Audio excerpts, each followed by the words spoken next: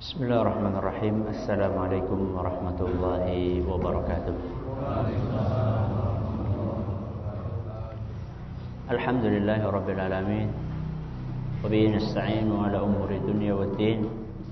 Wa sallallahu ala nabiyyina Muhammadin wa ala alihi wa sahbihi ajma'in. Ma ba'd. Kita panjatkan puja dan syukur kehadirat Allah tabaraka wa taala. Pada kesempatan malam yang berbahagia kali ini kita kembali diberi kekuatan, kesehatan, hidayah serta taufik dari Allah Jalla wa Ala, sehingga kita bisa kembali menghadiri pengajian rutin malam Senin di Musalla Al-Hidayah di Desa Kedung Wuluh Purbalingga ini.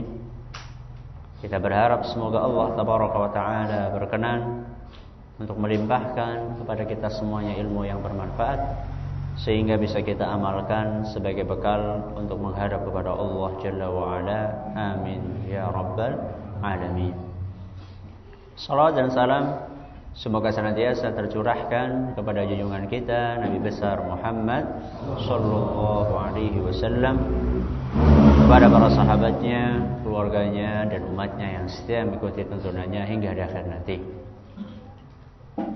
Para hadirin sekalian yang kami hormati dan juga segenap pendengar Radio Muslim Jakarta dan sekitarnya, serta para pemirsa UFIT TV dimanapun Anda berada.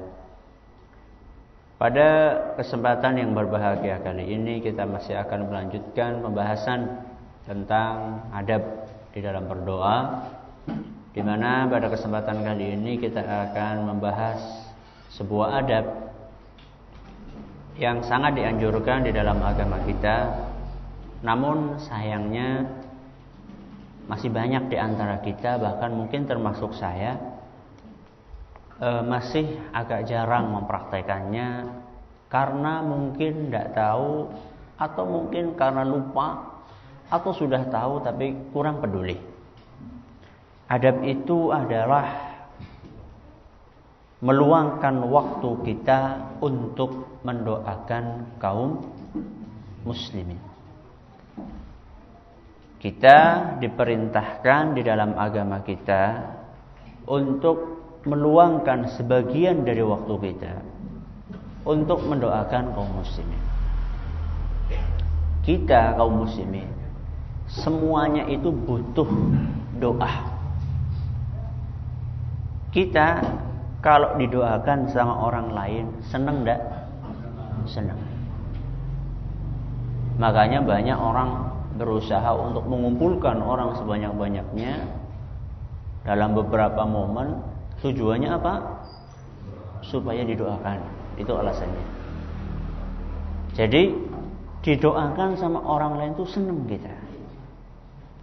Maka kalau misalnya kita senang didoakan oleh orang lain, maka seharusnya pun kita juga senang mendoakan orang lain.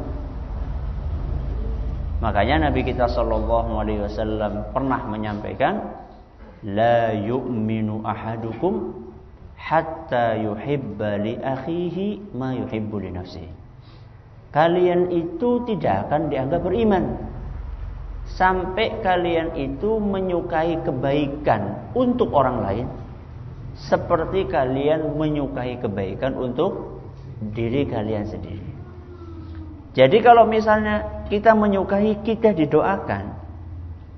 Kalau kita belum suka untuk mendoakan orang lain, berarti kita belum dianggap beriman. Ini penjabaran, salah satu penjabaran dari hadis ini. Kita suka didoakan sama orang lain, berarti kita pun harus suka mendoakan orang lain. Kalau kita belum seperti itu, berarti kita belum dianggap beriman. Sulit enggak? Ngana angel ya di wong iman ya. Iya. Jadi selama ini mungkin banyak di antara kita sudah beriman merasa, padahal belum tentu. Dan itu pernah dialami oleh orang-orang Arab Badui yang mereka mengklaim dirinya sudah beriman. Di dalam Al-Quran Allah Azza wa Jalla rekam perkataan mereka. Qalu amanna. Orang-orang Arab Badui itu mengatakan kami sudah beriman. Apa kata Allah Azza wa Jalla? Walakin qulu aslamna. Jangan kalian katakan kami sudah beriman. Kalian itu baru berislam. Jadi kalau boleh kita katakan, kita ini banyak di antara kita belum mukmin tapi baru muslim. Karena mukmin adalah sebuah tingkatan di atas muslim.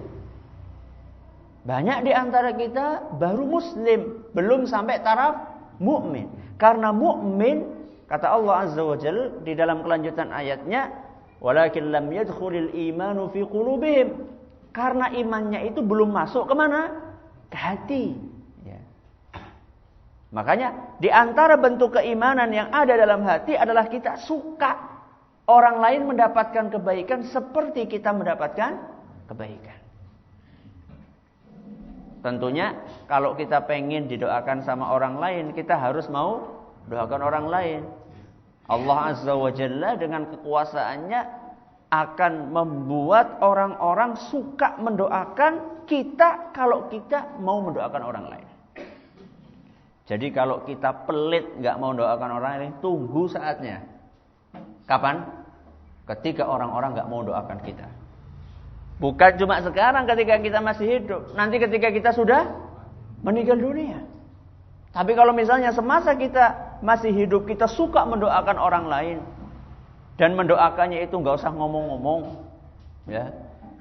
Dan juga mendoakannya nggak usah mungut bayaran. Tuh, ada sebagian orang itu adol donga, jualan doa, tak dongakan apa? Bayar disit yo. Dongane nyong tuli mustajab. Enggak, tapi doa betul-betul murni karena mengharapkan ridho dari Allah Azza wa Jalla. Kemudian demi mengamalkan tuntunan Rasul sallallahu alaihi wasallam, dan juga supaya nanti kita itu didoakan. Al jazaa'u min jinsil amal, kata para ulama. Ganjaran dari Allah itu sesuai dengan sesuai dengan amalan yang kita lakukan. Kalau kita suka mendoakan orang lain, maka di antara ganjaran yang Allah berikan kepada kita, kita pun juga akan didoakan sama orang lain. Dan setiap kondisi dari kaum muslimin itu membutuhkan untuk didoakan. Contoh, satu, ketika orang sakit, butuh didoakan enggak? Butuh. Coba betapa banyak kaum muslimin yang sakit. Banyak enggak? Makanya rumah sakit enggak pernah sepi. Bahkan ketika Idul Fitri pun enggak sepi. Coba sekarang ada enggak rumah sakit pray? Nah, iya dokter pray kadang-kadang, tapi rumah sakit pray minggu orang bisa nerima. Ada enggak? Nggak ada. Dan itu ada orang yang subhanallah sudah menderita sakit sekian lama, terbaring sampai sekian minggu, sekian bulan, bahkan ada yang sekian tahun. Ada orang subhanallah tinggal kulit sama tulang saja. Dan itu sudah sekian tahun, 7 tahun, 8 tahun, enggak meninggal-ninggal. Sampai orang yang nunggu orang mati-mati.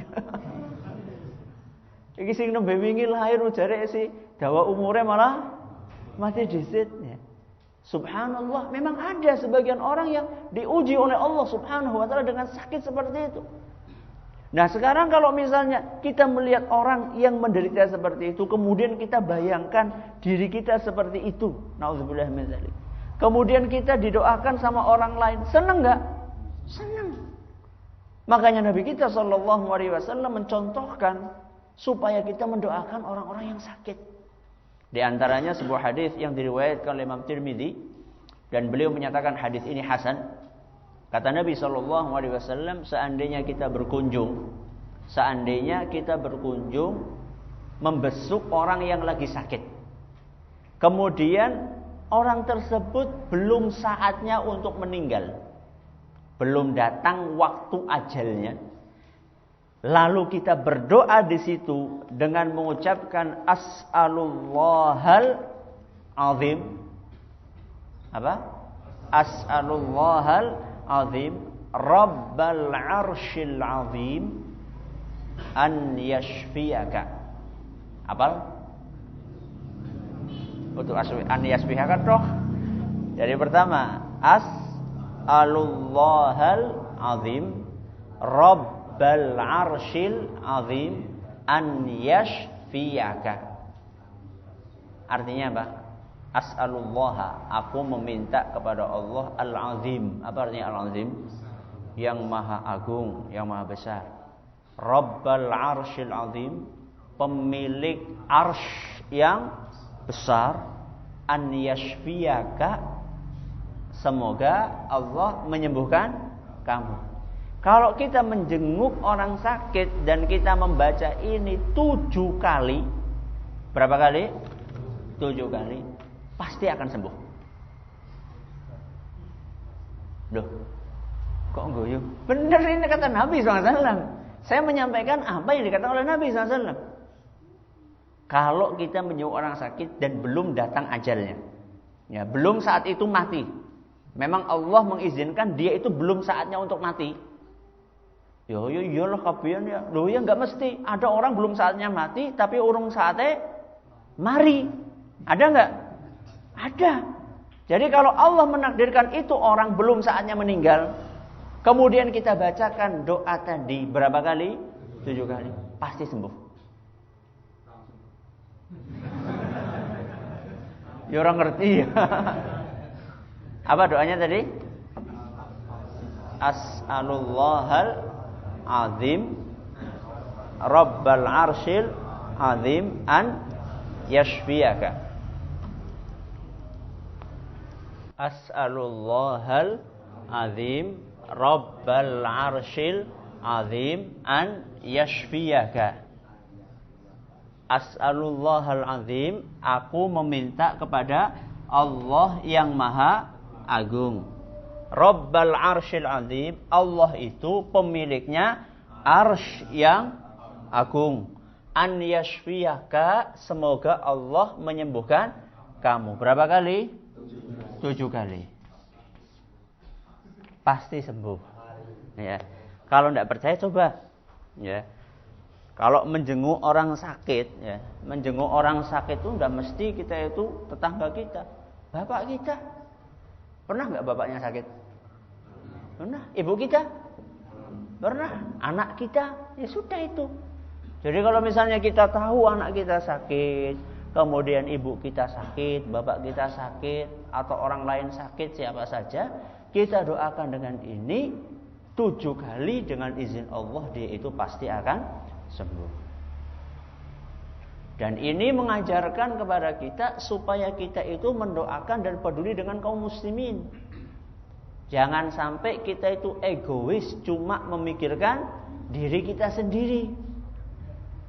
Di antara doa juga yang diajarkan oleh Nabi SAW ketika beliau menjenguk orang sakit, Allahumma rabban nas mudhibal ba's ishfi antas syafi la shifaa illa shifauka shifaan la yughadiru saqama. Apa artinya? Allahumma rabban nas, ya Allah, Rabbnya para manusia. Mudhibal ba'si, sesungguhnya engkau adalah yang menghilangkan penyakit. Adhibil ba'sa, hilangkanlah penyakit. Ishfi anta syafi, sembuhkanlah, sesungguhnya engkaulah yang maha penyembuh. La shifaa illa shifauka, tidak ada kesembuhan kecuali kesembuhanmu. Shifaan la yughadiru saqaman, aku memohon agar ini sembuh total. Ada orang sembuh tapi tidak total, dan itu banyak sekali orang yang sakit, ya. Orang yang sakit kemudian ketika sembuh tidak pulih seperti semula. Apalagi maaf kalau orang kena stroke, ya. Kadang-kadang setelah stroke tuh ada saja yang berkurang. Bisa jadi fungsi tubuhnya berkurang, tangannya atau mulutnya dulu berbicaranya lancar, ketika kena stroke kemudian sembuh tapi bicaranya jadi apa? Jadi pelo. Atau mungkin fisiknya menjadi tetap bugar, menjadi bugar kembali, tapi apanya? Ingatannya, memorinya banyak yang hilang. Kita meminta kepada Allah syifaan la yughadiru saqaman, yaitu sebuah kesembuhan yang total, membersihkan seluruh penyakitnya. Mungkin enggak? Tidak ada sesuatu yang mustahil di tangan Allah Azza wa Jalla. Walaupun mungkin di mata manusia itu mustahil. Pernah beberapa saat yang lalu saya kedatangan dokter spesialisasi bedah syaraf. Bedah kok napa? Syaraf, nek bedah tulang biasa. Iki bedah apa? Syaraf. Syaraf itu kan cilik no. Cilik, nah iku dibedah-bedah niku. Syaraf sing cilik itu dibedah-bedah, ora bisa mbayangaken. Kerjaane ya kur beleki ini kepalanya orang. Ya digoleki syarafe iki oke, jan syarafe apa bundet terus dilurusaken dean niku. Kayane kayak gue. Oh ana sing macet, oh berarti dibolongi dean kayak gue lah. Gampangannya seperti itu. Kira-kira seperti itu gambarannya, tapi saya yakin enggak sesimpel itu. Saya yakin enggak sesimpel itu, ya. Itu dia cerita pernah kedatangan pasien, umurnya baru 1 tahun kalau tidak salah anaknya itu. Dan dia bisa 1 tahun itu hanya bisa untuk bicara saja, hanya bisa untuk bergerak saja, nggak bisa berbicara, nggak bisa mengeluarkan suara, bahkan matanya juga nggak bisa ngelihat. Akhirnya dibawa scan, itu kan otaknya di scan. Ditanya sama dokternya, ditanya sama orang tuanya. Ini kira-kira anak saya bisa sembuh enggak, Dok? Maaf Pak ya, karena waktunya terbatas. Ini kalau di prosentase otak itu kan bentuknya segini. Ya kira-kira segini otak itu. Jenengan kan pernah lihat gambar otak sing paling pelungker-pelungker itu ya. Anak Bapak ini otaknya dari 100% itu cuma 20%.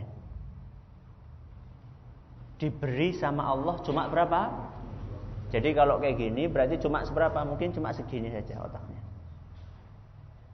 Sisanya apa? Air.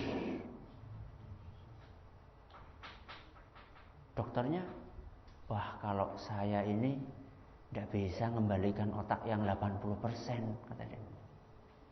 Terus bagaimana, Dok? Ya tinggal nunggu saja. Jadi yang 80% itulah otak yang kemudian menggerakkan mata bisa melihat, yang menggerakkan mulut bisa berbicara, yang menggerakkan saraf di tangan bisa memegang, bisa menggenggam. Ini nggak bisa apa-apa, ya. Karena cuma dikasih berapa persen?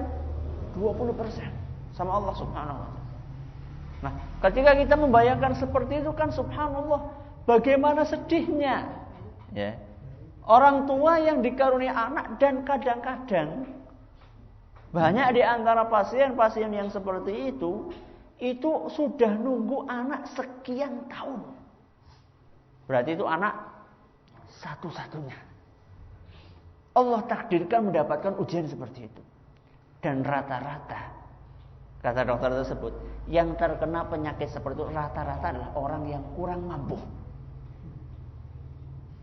Coba bayangkan, sudah nggak mampu, sudah nunggu sekian lama anaknya, berusaha begitu banyak, ternyata lahir dalam keadaan seperti itu. Ketika kita doakan orang yang seperti itu dan kita pancing rasa optimis dia, walaupun mungkin dokternya menganggap kalau saya secara dokter manusia nggak bisa mengembalikan. Itu kan dokter. Artinya apa? Artinya masih ada harapan lain. Yaitu siapa? Ya Allah Subhanahu wa Ta'ala. Bahkan itu harapan utamanya. Mungkin enggak ya Allah mengembalikan 80%? Sangat mungkin. Cuman apa ya kita itu percaya sama Allah Subhanahu wa Ta'ala. Banyak di antara kita ketika kita melihat vonis dari dokter, wah ini kayaknya kemungkinan sembuhnya ini 80%, 20%. Jadi ada sebagian operasi itu dokternya itu wis pasrah, ya wis lah. Kalau bahasa Inggrisnya nothing to lose. Apa nothing to lose? Mari ya alhamdulillah, mati ya ora apa-apa, wong pancen harapannya kurang 10%, itu seperti itu ya kira-kira. Sampai kadang-kadang ada sebagian dokter operasi berhasil, kaget dokternya. Jadi berhasil ya? Karena bisa mari ya. Ada sebagian orang seperti itu. Ya. Sampai beberapa kasus saya pernah diceritain tentang kasus ada seorang yang baik insya Allah, ya, dia itu pembuluh darahnya pecah, ya. Kemudian banyak cairan di kepalanya, dan ini harus segera tindakan yang paling cepat itu adalah itu cairan dibuang. Pokoknya cepet-cepet cairannya dibuang. Nek telat mati. Tapi kalau cairan itu dibuang, setelah dibuang itu akan menimbulkan infeksi. Bukan mumet itu. Nek orang cepet-cepet dibuang, mati. Kalau dibuang, dia akan agak mending, tapi setelah itu akan infeksi. Yang namanya dokter itu kan mikirnya pokoknya siki kemudian caranya orang mati disit masalah engko, ya engko. Akhirnya betul dioperasi, buka itu, kemudian dipakai selang, masukkan, dibuang. Betul, langsung dia mulai sadar. Tapi 2 hari kemudian infeksi. Baru kemudian operasi lagi, belek lagi itu kepalanya. Masya Allah, sirah kok janji, diudel-udel ke priwe. Terus gimana caranya supaya gak infeksi? Caranya adalah itu kepala dimasukkan selang, lewat kepala ya dimasukkan, terus masuk ke kepala, terus ke sini, terus dimasukkan ke perut. Saya dok, goleng lebokaken kepriwe kowe. Apa yang gak kayak selang dudut gitu. Ya Allah, subhanallah. Bayangkan orang yang seperti itu, dalam keadaan seperti itu, kemudian kita doakan, senang enggak? Senang. Ya. Makanya sampai dokternya itu kaget ketika mengoperasi orang tersebut, kaget, ya. Jadi bisa ya isi urip. Saya pikir dia dokternya sudah mengatakan 20-80% atau bahkan 10-90%. Artinya 10% berhasil, 90% gagal. Tapi ketika 10% itu yang sangat kecil peluangnya, itu didorong dengan doa. Ya. Doanya istrinya, doanya anaknya yang tulus, doanya ibunya, doanya tetangganya, doanya muridnya, doanya kaum muslimin secara umum. Maka yang 10% itu akan naik menjadi 20, 30, 40, sampai 90%. Kemungkinan berhasilnya naik 90%, kemungkinan gagalnya menjadi berapa? 10%. Karena kekuatan apa? Doa. Ini kondisi yang pertama. Contoh kaum muslimin itu butuh untuk didoakan. Kondisi yang lainnya adalah ketika dia meninggal. Katakanlah dia sakit, didoakan, ternyata Allah menghendaki dia meninggal. Setelah meninggal pun dia membutuhkan doa dari kita. Karena di kuburan dia sudah menghadapi eksekusi, menghadapi keputusan dari Allah Azza wa Jalla. Sudah gak bisa nambah amalan lagi saat itu. Karena waktu beramal dia sudah habis. Saat itu dia hanya selain mengandalkan sedekah jariyah dia, juga mengandalkan doanya kaum muslimin. Makanya di dalam Al-Quran Allah Azza wa Jalla menjelaskan orang-orang yang beriman, alladzina ja'u min ba'dihim yaquluna, dan orang-orang yang datang sesudah masa kaum mukminin, mereka berdoa, Rabbana ighfir lana wa li ikhwanina alladzina sabaquna bil iman. Apa artinya? Rabbana ighfir lana, ya Allah, ampunilah kami. Cukup sampai di situ? Jangan egois. Allah Subhanahu wa taala mengajarkan kita supaya tidak egois. Yang pengen selamat itu bukan cuma kita. Orang lain juga pengen selamat. Ya, walaupun namanya bukan selamat. Orang lain juga pengen selamat. Jadi yang pengen selamat bukan cuma kita. Rabbana ighfir lana, ya Allah ampunilah kami, wa li ikhwanina, dan juga untuk saudara-saudara kami, alladzina sabaquna bil iman. Apa artinya? Orang-orang yang sudah mendahului kami dengan keimanan mereka, alias kaum mukminin yang hidup sebelum kami. Wala taj'al fi qulubina ghillan lil ladzina amanu. Ya Allah, janganlah engkau jadikan di dalam hati kami ini perasaan dengki kepada kaum mukminin, ya. Baik mereka yang masih hidup maupun yang sudah meninggal. Hati-hati ya. Yang masih hidup hati-hati, kaum mukminin jangan dibenci ya. Karena itu bukan ciri khasnya kaum mukminin. Kalau masih suka membenci kaum mukminin itu bukan ciri khasnya seorang mukmin. Seorang mukmin itu hatinya bersih ya. Ketika melihat saudaranya yang sama-sama beriman, tidak boleh dia membencinya. Makanya di sini dimintakan oleh orang-orang yang beriman pada zaman dahulu sebagaimana direkam oleh Allah Subhanahu wa taala, "Wala taj'al fi qulubina ghillan lil ladzina amanu, Rabbana innaka raufur rahim." Ya Allah, sesungguhnya Engkau itu adalah maha lembut dan juga maha penyayang. Ini doa ada dalam Al-Qur'an surat Al-Hasyr ayat 10. Ayat berapa? Ayat 10. Ini salah satu kondisi. Kondisi yang kedua. Kondisi yang ketiga, di mana kaum mukminin itu sangat membutuhkan doa kita adalah kondisi ketika kaum muslimin menghadapi malapetaka, menghadapi fitnah, menghadapi ujian dari Allah Subhanahu wa taala. Sekarang ini mungkin kita merasa nyaman karena kita berada dalam ketenangan, keamanan. Tidak mengalami peperangan. Coba suatu saat kita melihat berita bagaimana kaum muslimin di berbagai penjuru dunia yang sedang mengalami peperangan. Sebelum kejadian yang baru ini di Palestina terlebih dahulu, kita lihat bagaimana kaum muslimin di sana untuk sholat saja sulit. Supaya bisa masuk ke Masjidil Aqsa itu harus ngantri 5 jam. Masuk apa? Masjid. B, kaum muslimin masih semangat untuk masuk ke masjid. Jajal di masjid-masjid kita gimana? Ngantri apa ora? Wis kawit mau diceluk-celuk ora teka-teka. Ora tau nyeluki lah kowe. Hayya ala sholat mau diceluk gitu. Bayangkan di Palestina 5 jam ngantri. Jadi kalau misalnya pengen sholat di Masjidil Aqsa, ngantrinya dari jam berapa? Dari jam 8 pagi. Dari jam 7 pagi. Pengen Jumatan di Masjidil Aqsa, ngantrinya jam 7 pagi. Coba siapa di sini yang jam itu wis mangkat nang masjid? Ya ora mangkat masjid, jam itu ya mangkat nang ndi? Ya sawah. Coba lihat bagaimana mereka kondisinya di sana. Kemudian mereka itu ditembok dengan tembok yang sangat tebal. Bahan makanan tidak boleh masuk.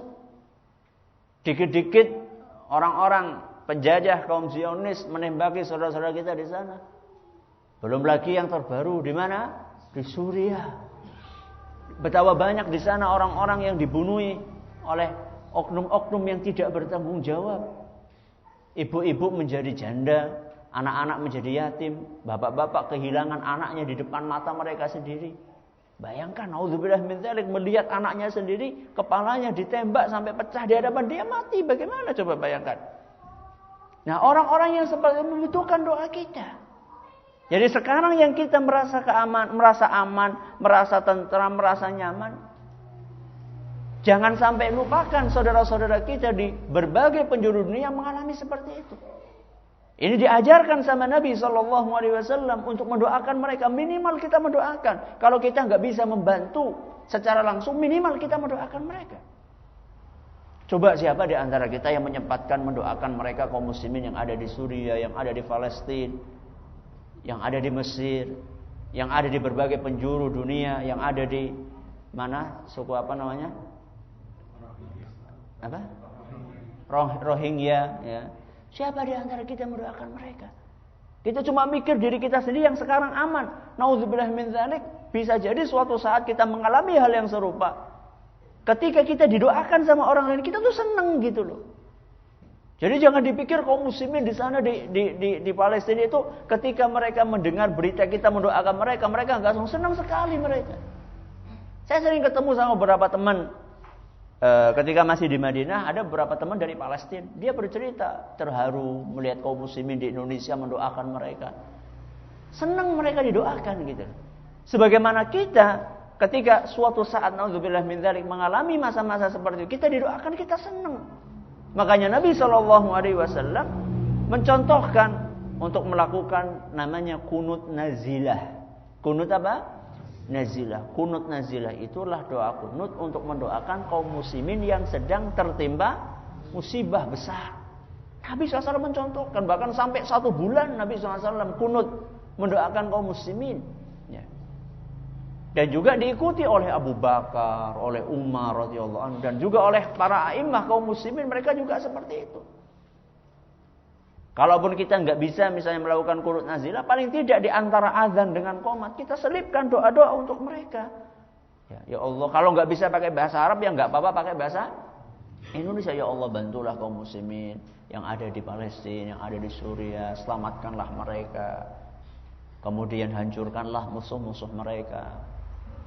Sekarang yang kita andalkan adalah itu. Kalau kita mau berhadap-hadapan mengandalkan kekuatan persenjataan, kalau itu yang akan kita andalkan, pasti kalah, tidak mungkin akan menang.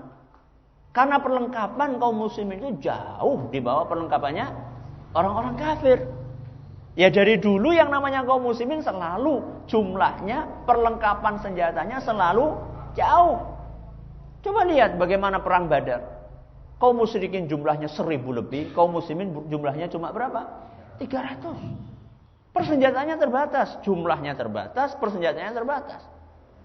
Tapi menangnya dengan apa? Ya dengan doa. Ya. Makanya kalau misalnya kita nggak bisa membantu secara langsung, paling tidak kita sisihkan. Subhanallah, apakah kita nggak terenyuh melihat saudara-saudara kita dibunuh seperti itu? Bahkan terakhir katanya memakai senjata kimia. Ya. Yang selamat cacat seumur hidup. Ya. Yang terkena saat itu ya mati saat itu, berderet-deret nyawa. Orang lagi buka puasa ditembaki, bayangkan. Lagi mau buka puasa ditembaki ketika bulan Ramadan kemarin. Nah yang seperti ini masa tidak menggerakkan hati kita untuk mendoakan mereka? Walaupun mereka mungkin memiliki beberapa kesalahan, tapi apakah kita tidak peduli untuk mendoakan? Mereka kan masih dianggap muslim. Maka kita doakan, minimal mereka itu didoakan supaya bisa diberi hidayah, kemudian bisa diberi kekuatan menghadapi cobaan-cobaan yang Allah berikan kepada mereka. Ini kondisi yang ketiga. Yaitu ketika kaum muslimin sedang menghadapi ujian, perang, fitnah, dan seterusnya. Yang keempat adalah ketika kaum muslimin itu sedang ditimpa kelaparan. Sedang ditimpa kelaparan. Kita baru saja kemarin dilatih sama Allah Subhanahu wa taala untuk memiliki kepedulian dengan berpuasa selama 1 bulan. Itu saja banyak di antara kita yang sudah mengeluh, wah dan kencot teman ya. Padahal nembe baru 1 hari. Biasanya yang paling berat itu adalah hari pertama. Karena apa? Karena jarang puasa. Coba kalau misalnya sering puasa, sunnah. Saya yakin puasa hari pertama ya biasalah, sering puasa. Dan itu kita rasakan lemes sekali, apalagi sore-sore sudah berasar itu gue melek, rasanya apa? Rasanya abot banget. Bayangkan cuma melek saja rasanya abot. Itu baru kita rasakan dari habis subuh sampai maghrib. Itu pun juga kita sudah sahur, sudah siap-siap. Coba kaum muslimin yang kelaparan mereka. Nah, gak ada sahurnya mereka karena gak ada yang dijadikan untuk sahur. Dan itu selama 1 hari, 2 hari, 3 hari. Ya. Kadang-kadang cuma makan ya seadanya saja. Nasi pun kadang-kadang nasi basi. Itu pun juga lauknya cuma uyahnya. Sekarang saya yakin banyak di antara kita yang sudah tidak mengalami lagi di rumahnya semiskin apapun laweh kur uyah. Itu kayaknya kalau sekarang itu ada di negeri antah berantah kayaknya. Ya. Jadi cerita yang dulu-dulu mungkin. Atau kalaupun ada itu sedikit, rata-rata dari kita ya paling ora ana jangane, paling ora ana kerupuk, ana segane. Coba sekarang siapa di antara kita yang makan tiwul? Ada enggak? Ya, banyak di antara kita udah enggak. Ya, sudah beras walaupun beras raskin. Walaupun beras raskin, tapi mending kan beras. Coba yang lainnya mereka makannya dulu tiwul. Coba bayangkan bagaimana mereka kelaparan seperti itu. Atau jangan melihat orang yang makannya tiwul, lihat orang yang enggak makan sama sekali, bagaimana coba? Nah, apakah mereka itu tidak berhak untuk kita doakan? Ya. Supaya Allah Subhanahu wa taala membantu mereka segera mengangkat kemiskinan dari diri mereka. Al-mu'minu kata Nabi SAW, lil mu'mini kal bunyani. Kaum mukminin buat mukmin yang lain itu seperti bangunan. Yashuddu ba'duhu ba'dha. Saling apa? Menguatkan. Dalam hadis lain Nabi SAW menceritakan mathalul mu'minina fi tawadihim wa tarahumihim wa ta'atufihim. Kaum mukminin, perumpamaan mereka dalam masalah kasih sayang, saling membantu, saling belas di antara mereka, kal jasadil wahid, seperti satu tubuh. Idza ishtaka minhu udwun tada'a lahu sairul jasadi bis-sahri wal humma. Kalau misalnya salah satu dari anggota tubuh ini sakit, maka anggota tubuh yang lainnya akan bersolidaritas. Solidaritas untuk apa? Untuk ikut merasakan sakit.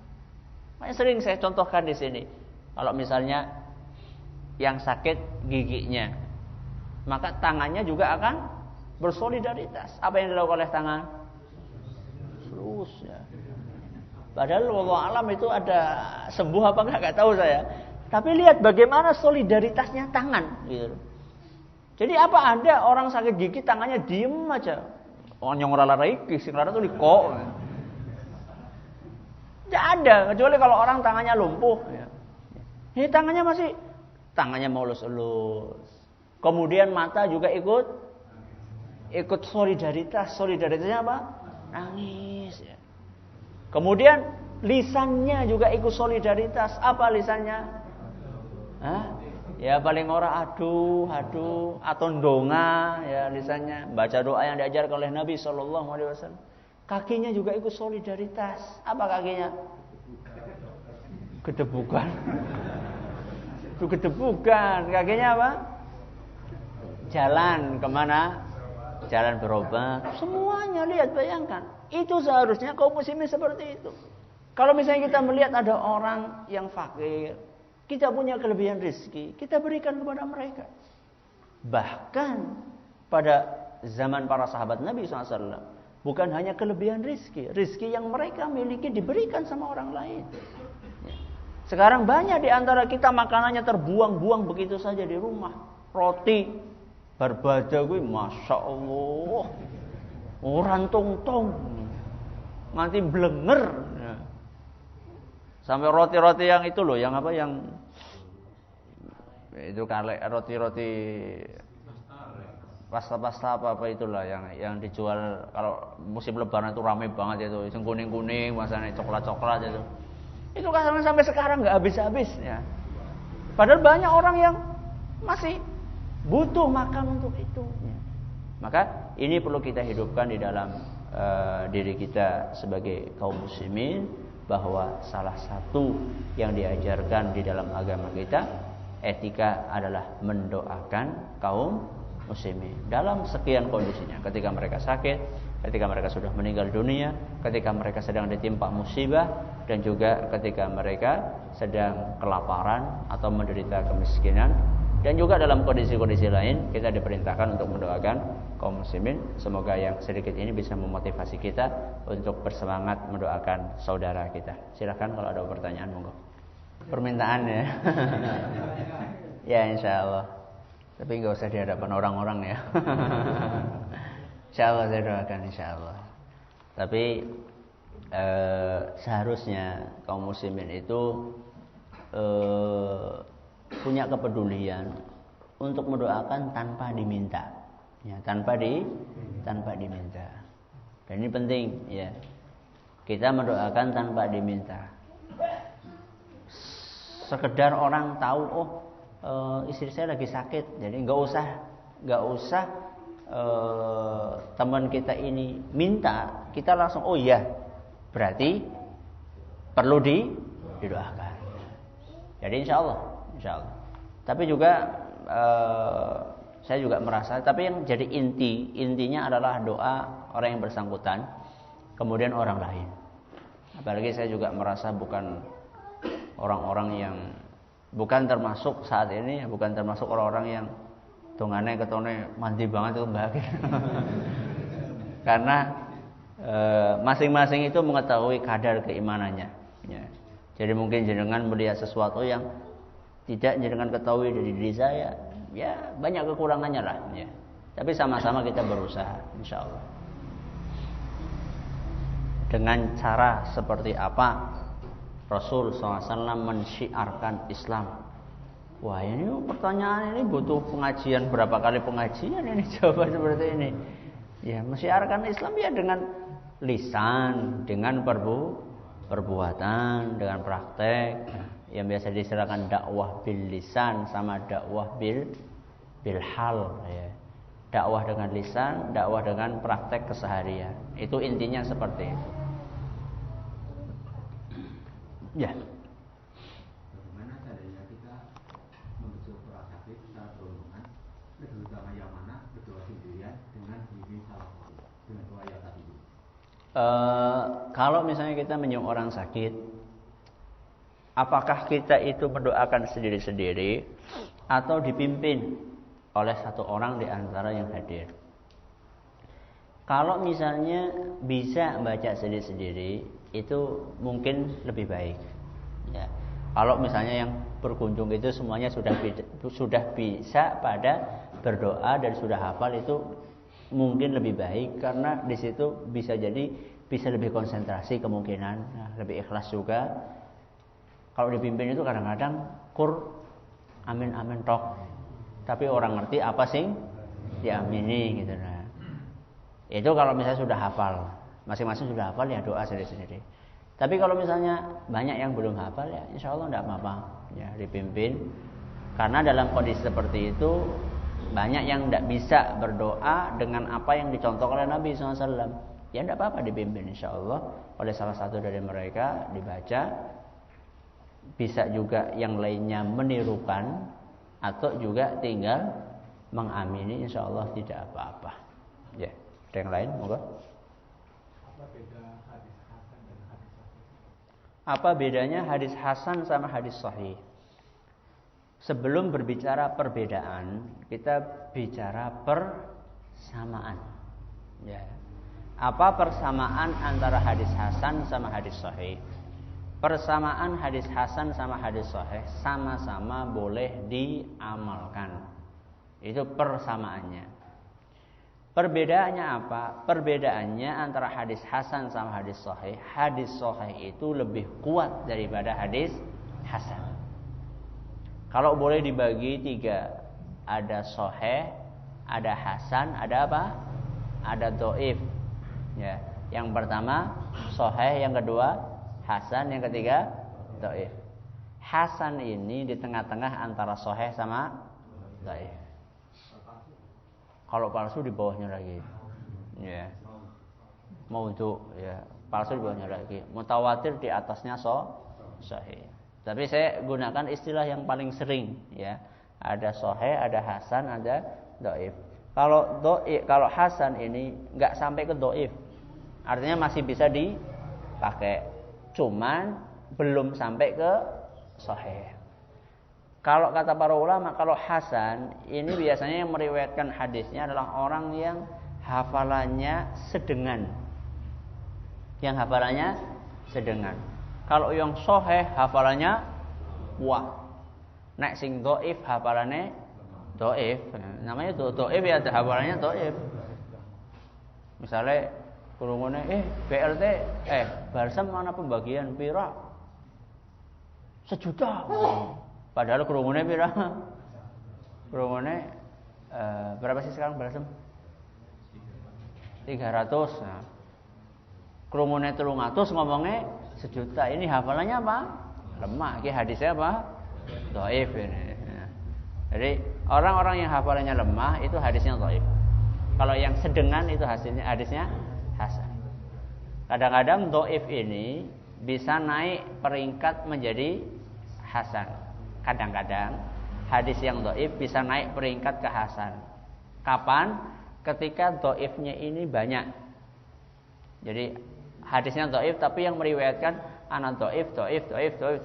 Karena dhaifnya akeh jadi mandan apa? Mandan kuat. Kira-kira seperti itu. Ya kayak bocah cilik ya. Bocah cilik kan lemah ya, cilik. Tapi ada bocah cilik karena 10. Kan jadi apa? Jadi kuat. Nah, lawan Wong gede siji tarik tambang menang sing ndi? Bocah cilik 10 gitu loh. Karena walaupun kecil-kecil tapi banyak. Itu analoginya saja. Itu saya mudahkan. Sebenarnya kalau mau penjabaran lebih luas itu bisa lebih ribet atau bisa lebih rumit dari itu. Ya. Ada yang lain? Ya, misalnya kita disuruh ketemu sama saudara kemudian doakan saya gini panjang permintaannya. Amin. Itu apakah itu cukup? Itu batas minimal. Itu batas minimal, ya. Kalau mau lebih baik ya didoakan seperti apa yang dia minta. Ya paling ora wis mending lah gelem ngomong amin daripada ora. Tapi itu minimal. Ya. Pertama kalau kita di suatu pertemuan ada yang doa, apakah kita cukup ngamini saja atau kita perlu tahu artinya? Atau kita cukup percaya saja wis, percayalah. Ya jawabannya perlu kita mengetahui. Ya perlu kita mengetahui. Kadang-kadang kita percaya kanane orang bisa dipercaya gitu. Kadang-kadang doanya juga ngawur asal doa saja gitu loh. Makanya kita perlu mengetahui dong. Ya, perlu mengetahui. Kemudian tidak setiap acara itu kemudian harus ditutup dengan doa. Apalagi kalau misalnya itu dirutinkan, itu sebenarnya kurang tepat, ya kurang tepat. Kalau yang mau dirutinkan itu adalah menutup majelis dengan doa kafaratul majelis. Subhanakallahumma wa bihamdika asyhadu an la ilaha illa anta astaghfiruka wa atubu ilaik. Adapun doa yang dipimpin, ya amin itu kalau dirutinkan itu kurang pas. Ya. Kalau sesekali, insya Allah tidak apa-apa. Kalau dirutinkan itu kurang pas. Terus doa ini kalau dibaca untuk diri kita sendiri boleh nggak? Insya Allah boleh. Cuman mungkin diganti belakangnya itu. Belakangnya diganti an yashfiyani. Apa? Ni itu siapa? Aku. Nek wong akeh an yashfiyana. Nah, barengan gitu. Itu paling cuma ganti itu saja, ya. Jadi tidak apa-apa insyaallah. Habis ya waktunya ya. Wallahu taala a'la wa alam. Terima kasih atas perhatiannya. Mohon maaf segala kekurangannya. Kita tutup. Subhanakallahumma bihamdika asyhadu an la ilaha illa anta astaghfiruka wa atubu ilaik. Assalamualaikum warahmatullahi wabarakatuh.